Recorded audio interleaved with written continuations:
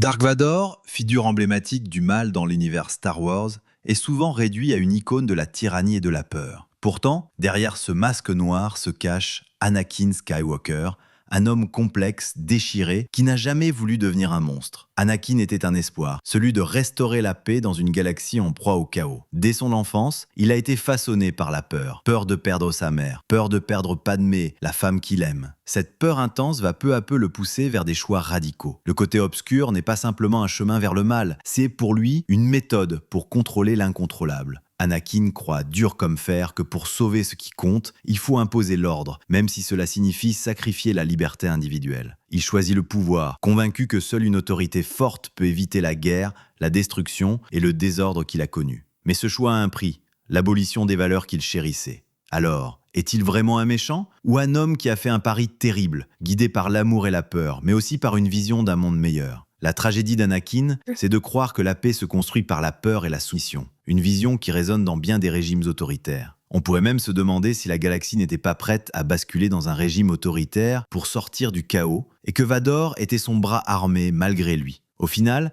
Dark Vador est la preuve que les frontières entre héros et méchants sont souvent floues. Parfois, le mal n'est que le reflet des bonnes intentions mal appliquées. Alors, la prochaine fois que tu penses à Vador, demande-toi, était-il vraiment un monstre ou simplement un homme tragique piégé par ses choix? Si cette vidéo t'a plu, n'oublie pas de liker et de t'abonner pour plus d'histoires et d'analyses qui changent ta façon de voir tes films préférés.